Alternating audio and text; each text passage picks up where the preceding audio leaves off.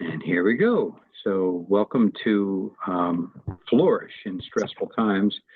This is our fourth class, and we're going to focus today on insight. And so glad you could join me. There's my contact info. If you ever have any questions in between classes or you need anything, don't hesitate to reach out to me. And my colleagues, Gail Cole, Vivian Burgle, Carly Smolik, Kristen Turnbull, all part of our well-being team. There's some other folks involved too, but I'll tell you about some of those services. But just to kind of recap, we started this back in June. So the first class was kind of an overview of flourishing. And then the class on July 1st was on awareness.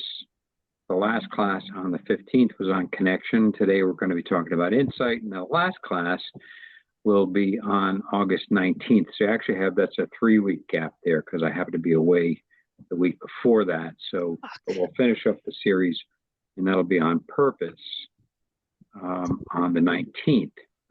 Now, these are all the recordings I do put on that link there, Thrive, which is, there's a section called Live and Recorded Resources. So if you missed any of the previous classes, you can go there. If you have any trouble, just reach out and let me know. And as you probably know, we are using the Healthy Minds app. But if you don't know about that, there's the link there. And I make these slides available too. So if you have signed up on LMS, I have the whole list. If you've got this link from some other place, that's fine. Just let me know if you need the slides or the recording link. Make sure you get that. So what I like to do to start off is a quick kind of mindful pause. So this is called the 3-minute breathing space, and it kind of is a good introduction to insight, just as a quick practice. And so let's join me in doing this just to get started. Now, it really starts with the simple question, what is happening right now for me? How's my day going? How am I feeling right in this moment? So kind of asking yourself that question, turning inward, and you can close the eyes if you like, but you don't have to. This is a great practice to do at different times, especially if there are stress triggers or just as a good way to kind of check in. So what's happening right now? Asking yourself that question, turn inward, and what comes up? What do you notice? What thoughts are present? What emotions, what mood is present? How does the body feel? Maybe checking in, doing kind of a quick body scan. And then maybe other things going on in your environment, internal and external, or maybe sounds. But whatever it is, this is about turning inward and just kind of noticing what's going on. What's the weather like inside? So just pausing to do that kind of check for ourselves.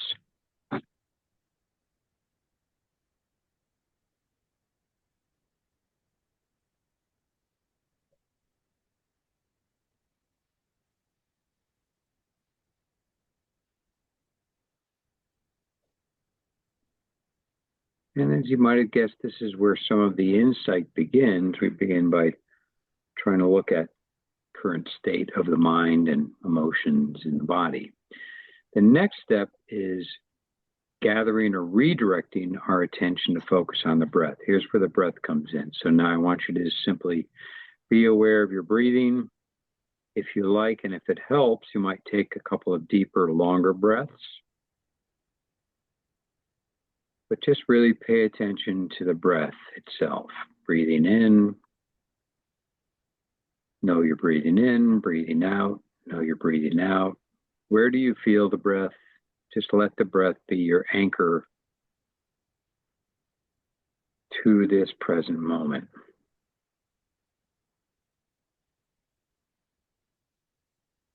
Now again, we know thoughts come up, other distractions come up and vie for our attention. But just return your focus back to the next breath when that happens. Just feel the breath, feel the sensations. We're kind of stabilizing our attention. We're bringing ourselves to the present moment.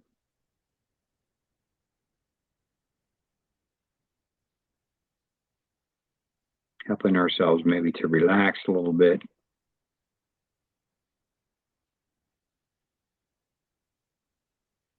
And then the third and final step is expanding your field of awareness. So kind of zooming out now around the breathing to be aware of the body as a whole.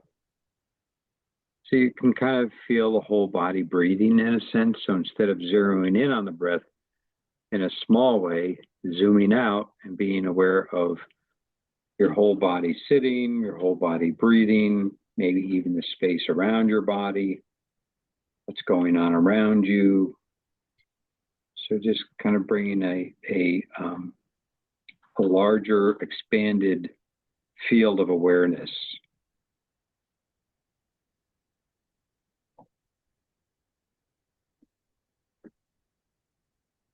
And then we bring this expanded awareness to the rest of your day. And you might even ask yourself, how do I want to proceed from now? You know, now that you've gone through this quick little exercise, you're aware of current thoughts and feelings and body sensations. And maybe it's been a really busy morning. Maybe you're a bit stressed out. Maybe not. But this gives us a chance to kind of choose, how do we want to be in the next few moments or the next few activities as we move through the rest of the day. So that's the 3-minute breathing space. Okay, so as I said, that's really a great practice to do in response to a stressor, or just to practice it, because if you practice it on a regular basis, it's just kind of a quick pause, something you can do in a few minutes. You can even do a shortened version, which is called the 1-minute breathing space. So same basic idea, but we're coming off of that autopilot, which when we're on autopilot, that's when we are more easily triggered by stress and by those conditioned patterns. I'm going to get to that in a few minutes. But those kind of tapes running in the background, which are developed over a lifetime, you know, they're always kind of running in the background there. We're more apt, when we're on autopilot, to be triggered by those. So a quick little pause practice can just bring us into the present moment, check in with ourselves. How am I doing? How do I feel? What kind of thoughts are present in the mind? And then how does the body feel? In a way, you kind of connect the dots between those three things too. And we can easily see how the mind-body connection, if you're feeling stress, for example, goes right down the vagus nerve. It can trigger feelings in the shoulders and the chest and the belly, and sensations arise of perhaps discomfort. But again, stopping, soothing, being still, doing some breathing can help to center us, to help to relax us. Just be aware of what's going on. That's kind of what we talked about in that first awareness session. But so this is a good little practice, really can be an entry point into insight into what's going on in the moment, so that we can just begin awareness of what's going on up here. And I'll get more into that in a few minutes. So meditation is not what you think. This is actually a little play on words. There's an article that John Kabat-Zinn wrote. If anybody wants that, just reach out to me. I'm happy to send it to you.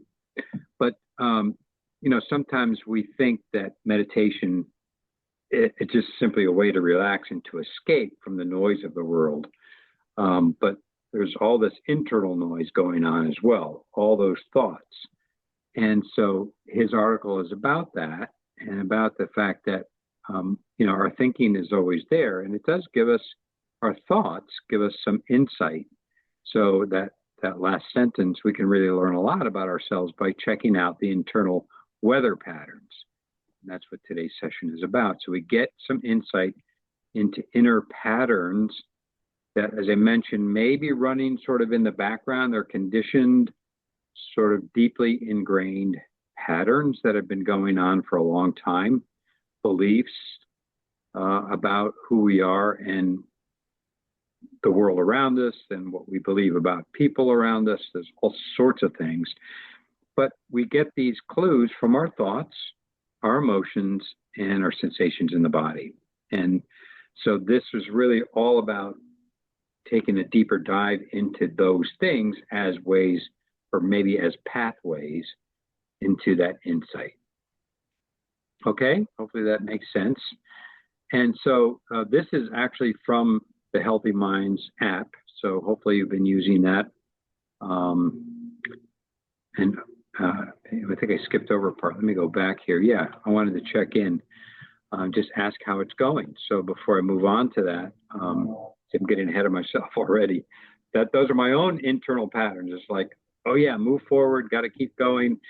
Those are the things that drive us, and sometimes we're not even aware of those. And I skipped right over this. So, good example of how this can drive our behavior and how it can drive what we're doing in the moment. So let me just pause.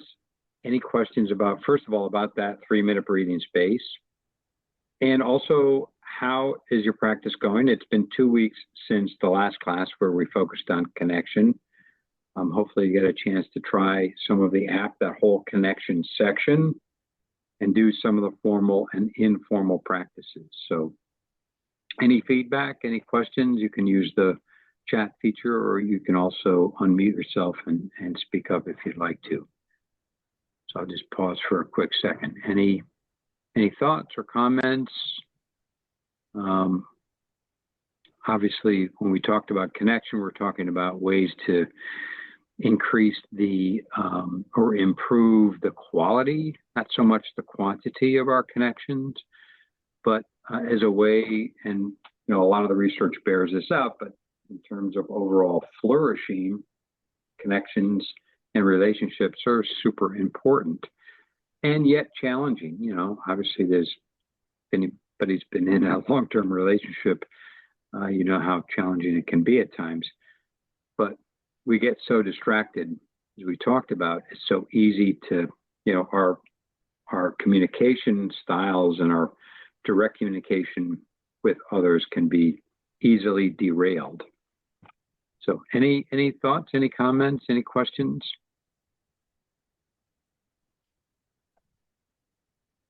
All right, well, moving forward, let me know. Please feel free to use the chat. So we'll go to this, and as mentioned, this is from the Insight section of the app. There's a whole section there, and this particular one is called Insight, Why It Matters. So this is not my words, but their words. What we perceive is deeply influenced by our thoughts, beliefs, and our emotions. Now think about that. What we perceive, in other words, it's not just all the information that's coming through our senses, all the information that we're taking in about the world around us and the work that we do and the people we're interacting with is influenced by what's going on in the moment. That's why that 3-minute breathing space is such a good exercise, because it helps us pause and really pay attention to what's going on in the moment. So a good example of is when we feel anxious, we're more likely to interpret neutral things as if they were threats. And that's kind of interesting, right? That's based on research. And again, this app is very evidence-based. Dr. Richard Davidson is the lead researcher on this. And so this is all based on his and others' research. So, and if you're feeling negative, you'll only pay attention to negative things, and you'll frame everything a little bit more negatively. Here's a quick little example just about the weather. How many of you have been affected by the humidity and the heat this summer? Now, fortunately, it's not as bad as it is in some areas of the world or the country, but even how we react to the weather, even though it's not our choosing, can influence how we then think about, whoa, what's my vacation going to be like? What's the weekend going to be like? What's what's going to happen in the next month or whatever, right? What's happened in the past with the weather, it's been one of the muggiest summers on record. That's going to influence how we think about it and how we respond to, even if we have a beautiful day. So, that's just one example of how we can frame things, and it has a lot to do with our perception. So, when that happens, we're not always seeing things clearly. We're not always seeing the pure reality of things. And the transformative power of this lies in understanding how our minds work. And that's really what today's session is about.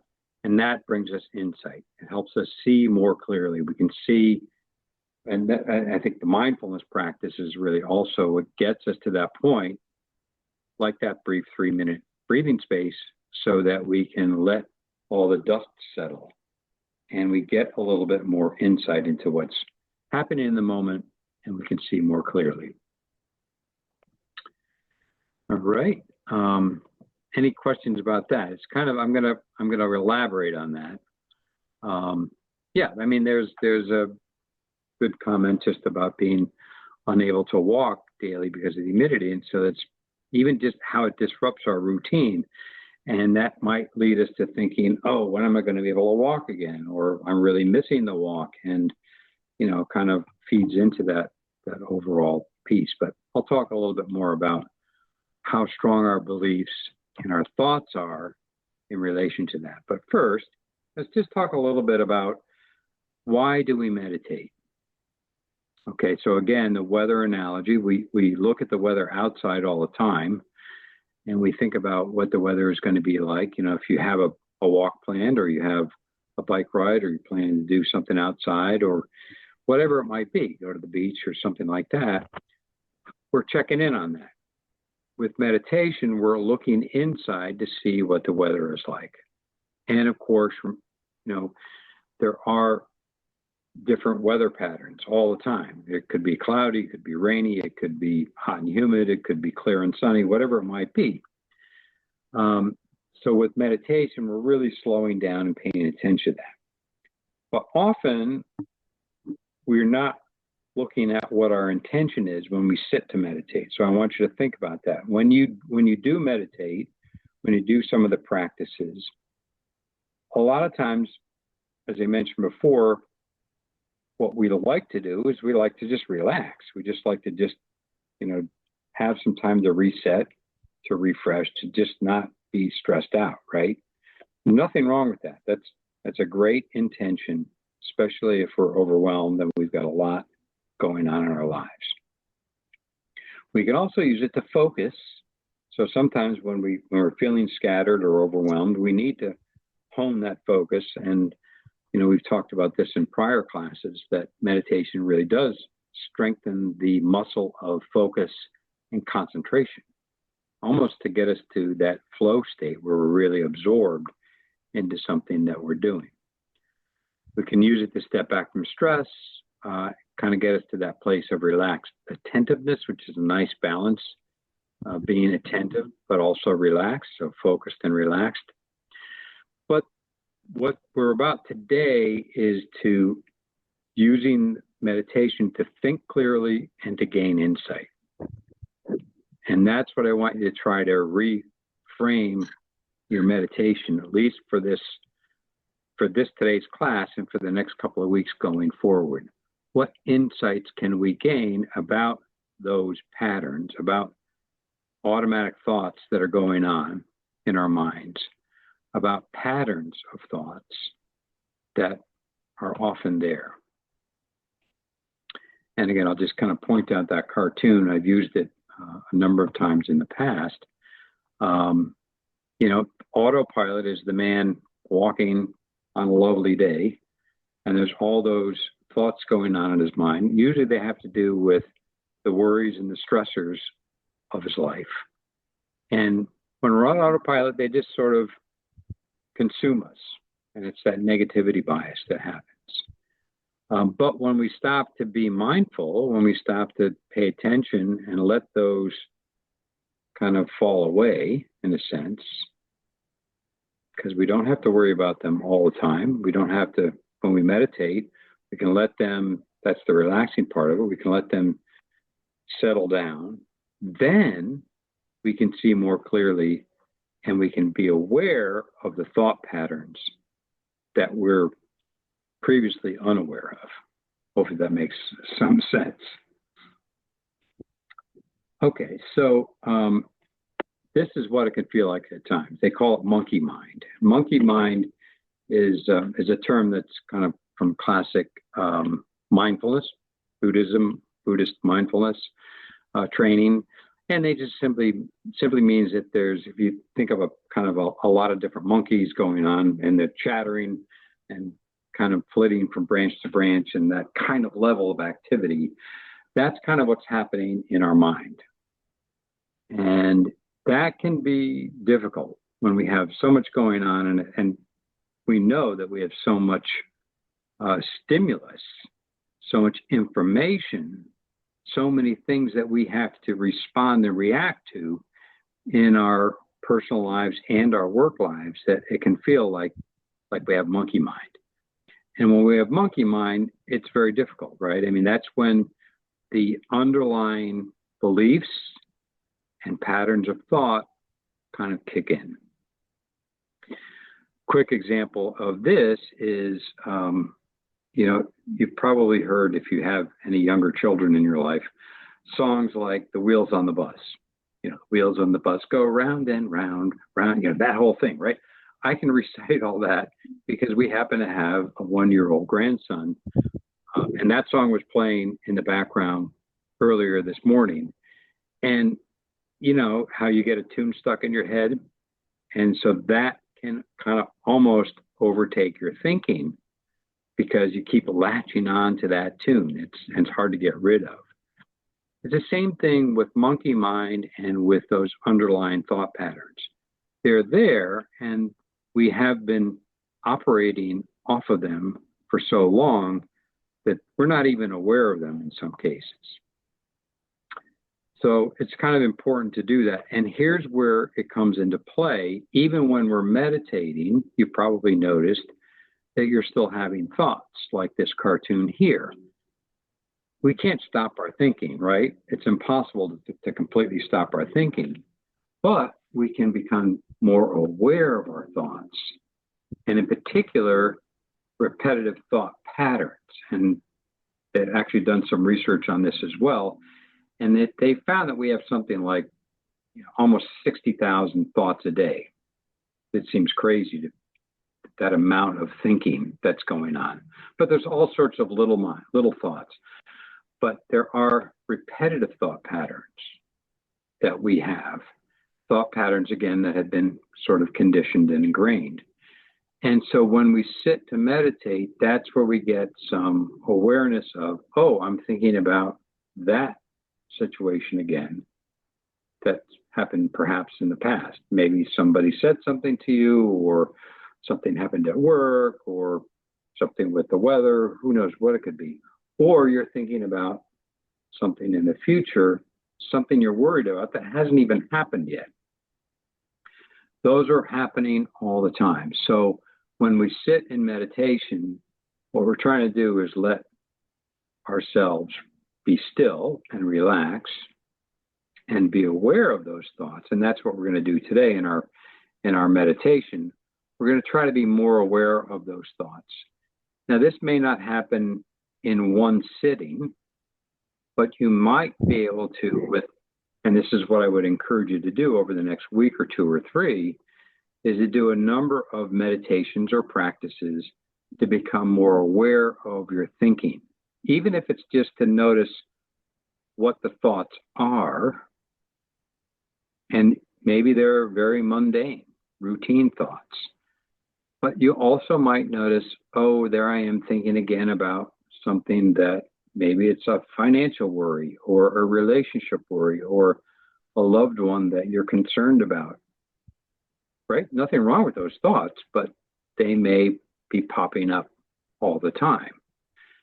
So with the meditation, we can be more aware of that, and we can see, have some insight into that, and then see, okay, what do we want to do about it? That's where it comes into, the action part of it. Now, this link, when you get the slides, by the way, this particular link on the bottom called Thought Meditation does take you to the meditation page of our Carol on Wellbeing. I have maybe 30 different meditations on there, and there is one on thoughts. So if you want to try that one, that's one. But there's also really good ones on the Healthy Minds app as well. If you just want to continue to use the app, that's perfectly fine. Now, I just want to read you something from Jack Kornfield. Jack Kornfield is a very well-known meditation instructor, and he talks about a wise relationship to thinking. And actually, I've got it here. In mindfulness training, we're not trying to stop our thinking. Rather, we're trying to cultivate a wise relationship with thoughts. This becomes especially important when we're dealing with thoughts or beliefs that are negative or undermining. And there's a saying, thoughts make a good servant, but a poor master. So in other words, we need to think about, excuse the pun, we need to be aware of how we can use the thoughts rather than allow them to kind of rule us. Get the distinction? And so when we do the meditation, you'll see what I'm talking about, because we'll focus on the thinking. Stop being the tools of our tools. That's exactly what you're saying. So here's a question here. What if the recurring thoughts are from the past? Any new suggestions or same? Well, basically the same. So that's where a lot of the thoughts are going to be from the past, and a lot of the thoughts are going to be from the future. So the trick here, the simple answer is to become aware of those recurring thoughts from the past, and just simply, the first step is just simply to notice them. And just say, oh, there's that thinking again. I'm thinking about maybe what happened to me. Could be a trauma, could be something difficult that you have experienced from the past, right? Those come up they could be triggered by situations. So the first step is to be aware of them. And that's why the practice of doing this type of meditation is so important, because it's going to need a little bit of practice to be aware of the thoughts, to be aware of those recurring thoughts. And the trick then is not to get swept away by them, not to get caught up in them. And in our meditation, we practice that. We look at those thoughts, and instead of letting them trigger our emotions, because they're often have emotional content, right? We kind of try to view them impartially, almost like a scientist. We try to look at them with a neutral stance, and we say, oh, there's that thought. And it's not, we're separating ourselves. We're kind of detaching ourselves from that recurring thought. I hope that makes sense. And when we do that, and we learn to do that, because it does take a little bit of training, we learn to do that, our thoughts can come and go much more easily. We don't get caught up in them. We don't get pulled away. We don't get jerked around by them. All right, thank you for that. Hopefully that was helpful. All right, so the other place that it makes a difference is in how we view stress. And so here's this, I've talked about in previous classes that we all have stressors, right? But what makes a stressor or number of stressors turn into a chronic stress situation? The answer is that it's those thoughts and beliefs that lead to rumination. So it's our ruminating about them. Plus, then sometimes we get down on ourselves. Because of that, we blame ourselves. The inner critic comes up. And or the final one is stoicism, that the idea that sometimes when those stressors come up, we to avoid them or ignore them or stuff them. That's That's a stoic way of dealing with it. Kind of using that term a little bit loosely. So there are ways that we can look at the stressor without getting caught up in the rumination. That's what I was talking about before. And especially if all of this, it really helps to be kind to ourselves. So if you notice, even that is important, if you notice that you're not being so kind or compassionate to yourself in response to these things, see if you can notice that first, then step back from that and say, wait a second now, how would I be with my best friend about this? What would I tell my best friend how to handle this? And usually it's a much more compassionate response than it is to ourselves. So you don't want to be hard on yourself. You want to try to be as kind as possible. Now, we've talked about this before, that we do have this negativity bias, and that we have actually been sort of hardwired. Our minds are kind of set that way, that we tend to focus on negative things, so that negative experiences stick to the brain like Velcro. Positive experiences slide off the brain like Teflon. And that's actually also been shown in the research. But this is, again, even if we're like, if you're in an anxious or stressful situation, as I mentioned before, we tend to view other situations as being threats or something to worry about or to be fearful about. But with this kind of training, it actually can recondition our pattern. So that's the neuroplasticity. The more we practice this, whatever we practice, it becomes stronger and actually builds and changes the brain chemistry and changes the neural networks. So again, it takes practice. It's not like you're going to do this it's like anything. You can't go to the gym and, all of a sudden, lose 20 pounds or build muscle or whatever it is. It's going to take some pretty good practice for it to make a difference. So that's why I'd really encourage you for the next couple of weeks before the next class to try some of these. And in a minute or so, we'll do the practice and you'll see what it's like. And this comes down to what William James said, and this is from the early 1900s. The greatest weapon against stress is our ability to choose one thought over another. Okay, so when we step back from it and we can see our thoughts clearly, that's when we can make the choice. If you can change your mind, you can change your life. So we really can change some of those patterns, even if they are repetitive. I will make a caveat here. If they are trauma related, trauma is a different thing. And I know many people have experienced trauma, even the little t and or big T trauma. That is harder, and would remind you that EFR provides counseling, and there's lots of ways to try to begin looking at that. So, some of this is not going to automatically resolve trauma. So just to kind of give you that caveat to this, that's a different thing that's going to take more. Trauma often lives more in the body. It's kind of been stored in that way. So it will take more if you've experienced trauma to do that. All right, so I think we're getting close. Yes, here is where we're going to do our exercise or our practice for today. Let me just check the time here. Okay, any questions? I'll just pause for a second. You can use the chat or you can speak up. Anybody have any questions about what we've been talking about so far?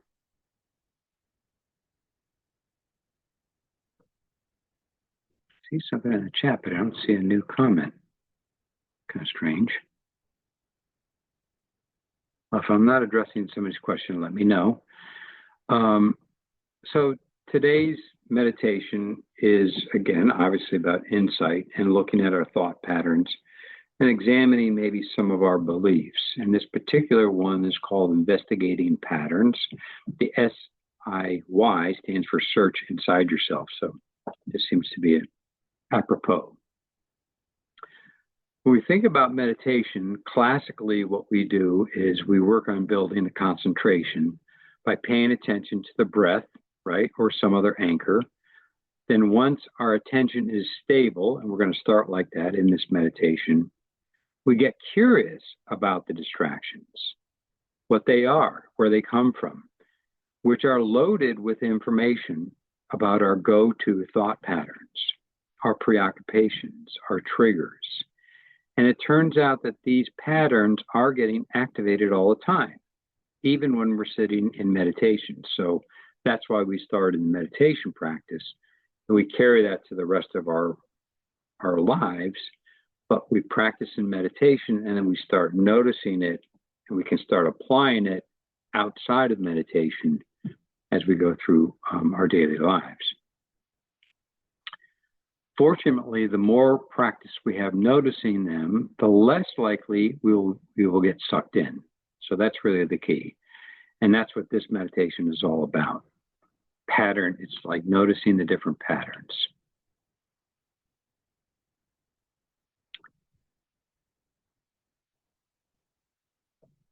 So here's a quick question. What can we suggest for parents provided the patient needing this is an adolescent or minor? That's a big question. That's a good question. And it's a big question. There are actually pretty good books and there's some pretty good stuff out there dealing with children. I'm not really that well versed on that. Those kinds of practices tend to be a little bit more engaging and maybe not so much the sitting quiet type of meditation. But again, coming back to the Healthy Minds app, remember, you can choose when you do the meditations on the Healthy Minds, whether it's a active meditation. So in other words, you can be doing something and still listening and participating in the meditation. So I think the question is you asking like what to do with the parents. Not quite sure exactly what the question is. Maybe you can rephrase that and I can come back to that later. But let's do the practice first, okay? Let's do that. And I think you'll see what I'm talking about if it's not clear. So first thing we're going to do is we're going to start like many meditations. We're just going to bring our attention. We're going to try to allow ourselves to settle down. We're going to focus on the breath and our body, and then we'll go into noticing. And let's see, this should take about a good 10, 12 minutes. Let me just check on the time. Okay. So let's begin. Again, begin as we often do by finding a comfortable position, one where you can be relatively stable and relaxed, but also attentive. Take a moment to find that good balance for yourself. You may close your eyes. You can also keep them slightly open if you prefer that. It's really up to you, whatever you're most comfortable with. And we're going to start with the body. So just feel the body in its current position. Feel the touch points. Feel how the chair supports you. Feel your feet on the floor. Just get a sense of that being grounded, okay?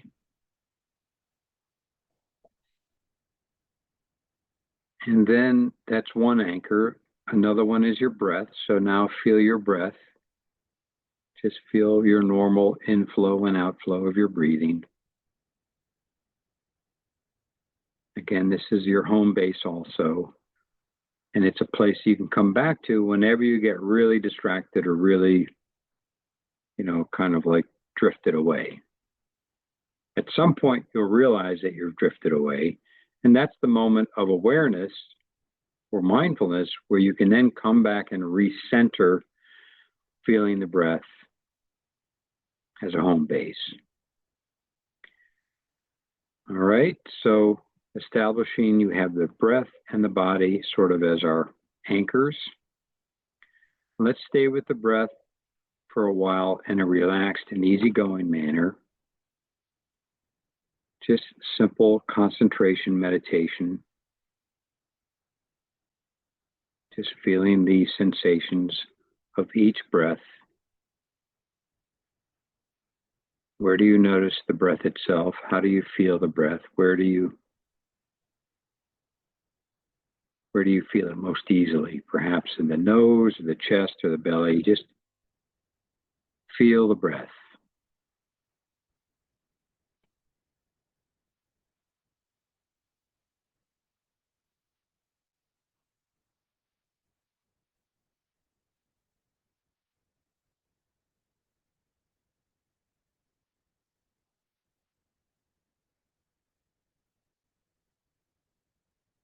At some point, in a very secret kind of way, some pattern rises up and you get sucked in or hijacked, taken over by the pattern. It could be anything. It could be boredom. Maybe you find yourself saying to yourself, really, this is meditation? I could be doing something productive right now.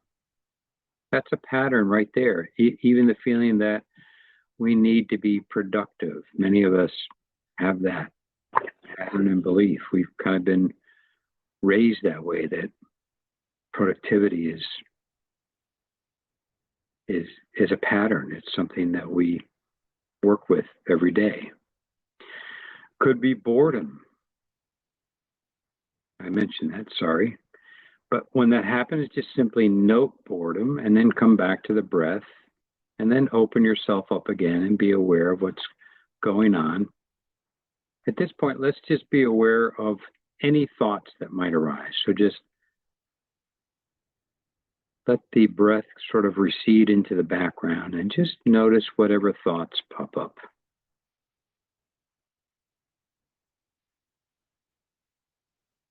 And when you notice a thought, just simply see if you can be aware of it without getting caught up into it.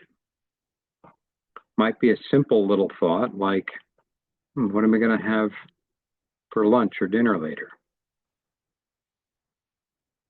Anything like that. Might be something off your to-do list. Whatever it is, just notice thoughts coming and going. And the trick is not to engage with them. We don't have to analyze this. We can just simply watch thoughts come and go, and then usually another thought comes in its place. It's called a waterfall of thoughts, or sometimes you could think of it as a river of thoughts.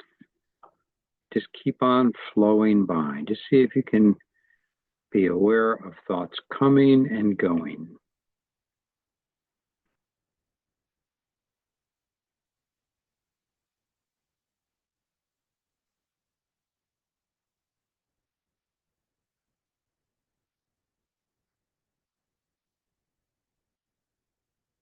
And again, you can label a thought. There's a memory, or there's a worry, or there's a planning type of thought.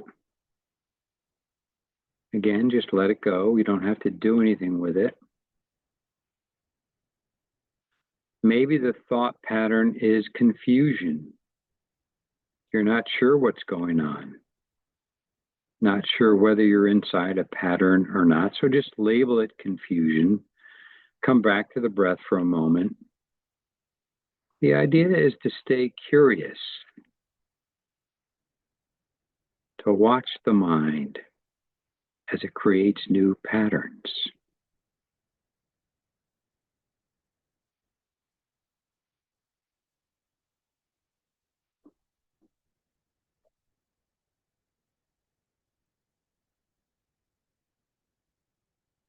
Maybe the pattern is, am I doing this right? Or am I doing this just in the right way? You know, that kind of little bit of perfectionism. Maybe that's a pattern that you notice. Maybe you're wondering, do you look silly by sitting and closing your eyes in meditation or something like that? Might be another pattern. All sorts of patterns. Just notice patterns arise. And as you notice it, you can sort of touch it, be aware of it, get some insight, be curious about it, but don't get caught up in it. And then at any point, you can return to your breath or your body, the feeling of your body, sort of as that anchor. And then just open up and be aware again of where the mind goes. Noticing when it's checking out, sometimes we get caught in a series of thoughts. And we really kind of like travel to some other place. And all of a sudden you're aware of, oh, I'm not paying attention at all. That's okay. When that happens, just notice what was it that hijacked your attention. It's kind of interesting, isn't it? Don't try to figure out why. Just notice what it was.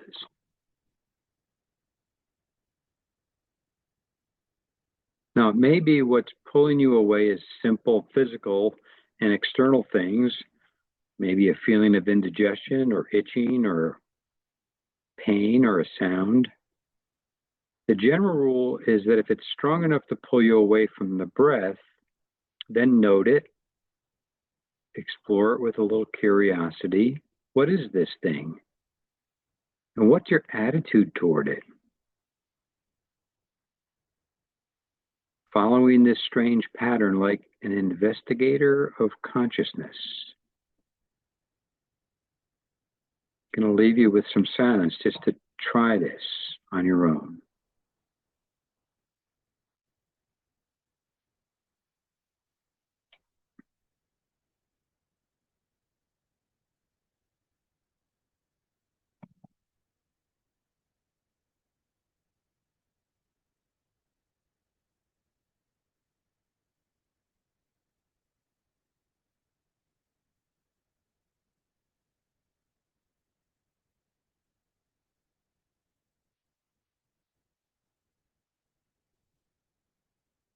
Now, at any point, if the pattern plays itself out or gets too strong, then we can go back to our home base. Feel the breath, feel the body. But all we're doing is we're noticing these patterns of thought. So we're just being really curious, exploring the subtle ways we get pulled away from our commitments.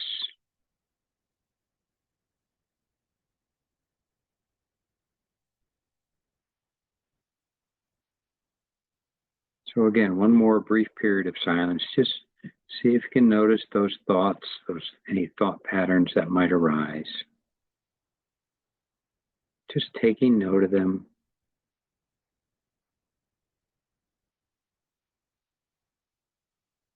Just being aware of where your thinking is going.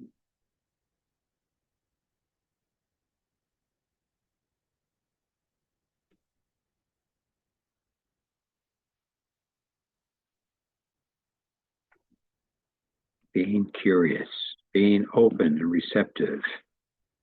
Maybe you even notice a judgment about that. Or maybe you're judging what's happening. You have an opinion about it. That's okay too. You might even just notice that. Maybe that's a pattern.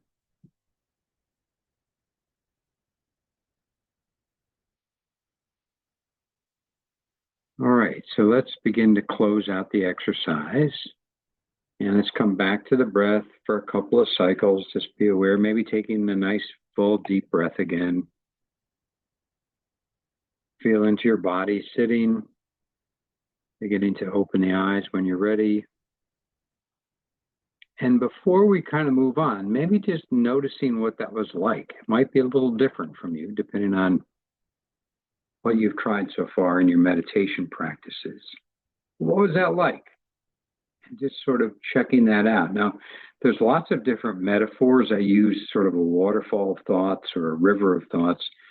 You can also, sometimes it helps, like you can imagine yourself, you're watching TV and your thoughts are playing themselves out on the screen. And you're just watching them. But you have the remote control, so you could change the channel if you don't like that chain of thought. You can move it to something that's more helpful or more interesting or more something that you need in the moment. Same thing, you can imagine yourself like sitting in a theater and your thoughts are out there on stage. And maybe you don't, the way the plot of the show is going. But you're just sitting watching, you're in the audience, you're not on the stage. That's that kind of like sort of detachment that I'm trying to get across, where you can watch your thoughts, be aware of them, get some insight into them, but not get totally caught up. Now, you are going to get caught up at times, and that's perfectly natural. But the trick is then to notice that and then come back to that. That's why it's always good to come back to the anchor of the breath or the body. Anyway, what was that like? Any feedback?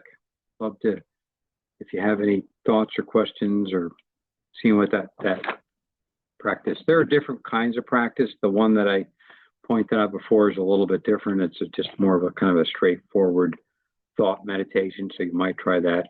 But again, try some of the ones on the Healthy Minds app. All right, so moving forward, a couple of quotes that are pertinent.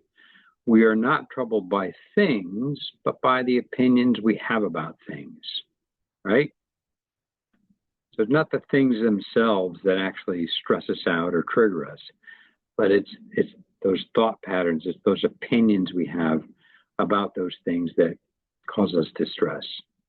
And then Viktor Frankl, between stimulus and response, there is a space. In that space is our power to choose our response. And in our response lies our growth and our freedom. So these kinds of practices really help us find the space. It's even like that 3-minute breathing space we did in the beginning. That's what we're doing. We're finding a little bit of space so that we can step back from it and watch it and be aware of it. And that's where we get some insight. Now, we haven't really addressed this too much, but as you've probably seen, most of these thought patterns are connected to or have associated emotions. And so that's also something that can pull us away and something that we can get sort of pretty distracted by and even upset by. So again, same kind of technique, we can begin to be more aware of it. So the RAIN technique is simply, it's an acronym. So the R is recognize what's happening in the moment. Now, this is sort of an internal exercise. The A is to be it's sort of like when we recognize it, we're recognize the thoughts, the emotions, the body sensations. The A is to allow it to be as it is. Don't try to change it. Just allow it to be that way, at least for a moment. The I is to investigate your inner experience with kindness, and that's that insight. I think I could also stand for insight. Look inside, investigate it with kindness. This is not a time to get down on yourself. And then the N is the result of it, where we come to some natural awareness or non-identification. In other words, we're not identifying so closely, we're not linked with that thought or emotional reaction. And the N also can stand for nurturing. This is a great way to nurture yourself. So that's another quick practice that you can try. This is another one called Taking the Weight Off Your Mind. So this is, again, a link to that same meditation page. It's a 8 or 10 minute meditation that when we have a lot of thoughts and there's a lot of kind of heaviness to what's on our mind, this is a meditation that you might want to try. And here's the practice before our next class. So using the Healthy Minds app, explore there. There's a whole section on insight. So I'm just really touching on the tip of the iceberg. Part 1 is self-inquiry. Part 2 is self-knowledge. We kind of did a little bit of both there. And then part 3 is transcending the self. That gets a little bit deeper. So those are the 3 sections. See if you can find some time. Maybe take one section for each week. We have 3 weeks before the next class. Try one of the lessons on that app or one of the ones that I mentioned. There's the thought meditation or the taking the weight off your mind. And then there's the informal practices. Those are great also, the 3-minute breathing space, RAIN, or simply being aware of thoughts. Simply pausing from time to time and notice, what am I thinking about right now? What's going on in my mind? That's all you really have to do. It's just that stepping back from it, being aware of thoughts. Now, this is kind of extra credit. I'm going to try to wrap up in a few minutes here. I know we're getting close to the hour. But if you have time, this is all about our beliefs about stress. I've talked about this before, but there's a link down here to a TED Talk called How to Make Stress Your Friend. And basically what they find is that people who believe that, use stress as a challenge rather than a threat completely negated the negative effect of chronic stress on their longevity. So those who had very stressful lives were 43% more likely to die, actually had a higher mortality rate, when they perceived that stress as being harmful to their health. So in other words, we can change our beliefs, our mindset. We really do have more control and agency over this than what we might previously believe. So that link takes you to about a 14-minute TED Talk. It's really good. It's based on a wide-scale research study, so check that out if you have time. We also have other associated stuff going on, our monthly mindfulness. I'll send these slides out. Take 10 meditations are on Teams now. There's EFR if you would like some of their services. Sorry, I'm going to zip through these so we can end on time. And then again, there's the Thrive Health Coaching. And you can find all this on Thrive on our intranet. So with that, I'll say thank you. And I know we've kind of put in a lot in there. I see some of you had to go. That's fine. Thanks for being here. I'm going to stop the share and stop the recording. I'll be on for a couple more minutes. If you do have any questions, I'm happy to answer those. Thanks so much for attending today.